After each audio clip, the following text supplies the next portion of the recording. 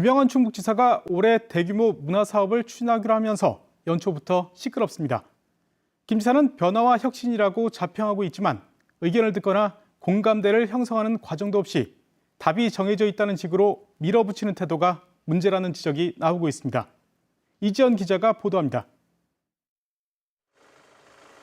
내년 초 제천으로 이전하는 충북자치연수원.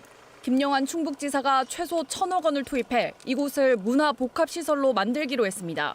자치연수원 부지에 조성되는 문화복합시설은 미술, 문학, 창작, 체험, 휴식, 소통이 조화를 이루는 공간으로 조성할 계획입니다.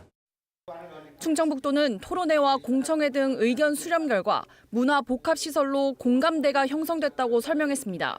여러 가지 의견이 나왔지만 공통적으로 가장 크게 대두된 건 역시 문화 공간으로의 활용입니다. 과연 그럴까?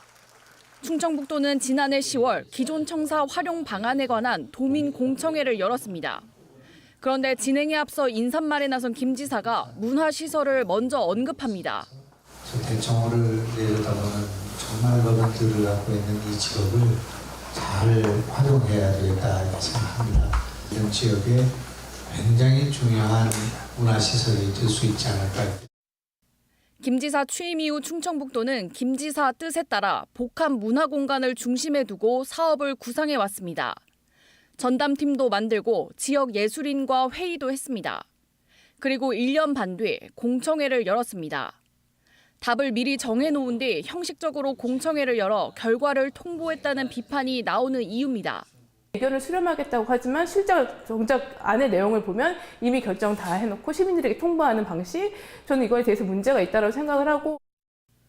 도청을 도민품으로 돌려주겠다는 본관 활용 사업도 마찬가지입니다. 김 지사가 본관 개방을 선언한 건 지난해 4월입니다. 바로 다음 달부터 도민과 직원 설문조사와 전문가 회의가 이루어졌습니다. 이를 토대로 충청북도는 복합 문화공간 조성을 결정하고 관련 용역과 공청회를 속속 진행했습니다. 당시 설문조사지입니다. 활용 방안을 묻겠다는 제목과 달리 복합 문화공간 말고는 고를 수 있는 게 없습니다. 11개 문항 가운데 7개가 복합 문화공간에 대해 묻고 있습니다. 역시 답을 정해놓고 추진한 게 아니냐는 비판이 나왔습니다.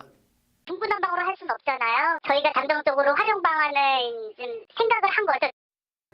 김 지사는 지난 2년 반 동안 변화와 혁신의 씨앗을 뿌렸다고 자평하고 있지만 현실은 좌충우돌이었다는 비판도 적지 않습니다.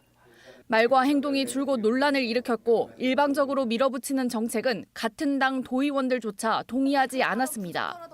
의회는 물론 도민분들의 공감도 전혀 이끌어내지 못하고 계신 거죠. 도대체 뭘 품으로 돌려주라는 거야? 그냥 품으로 돌려줘 하면 우리가 받아야 되나? 새해에도 달라진 모습을 기대하기는 어려워 보입니다. 김 지사는 신년사를 통해 각종 논란이 있던 사업들을 속도감 있게 추진하겠다고 선언했습니다. MBC 뉴스 이지연입니다.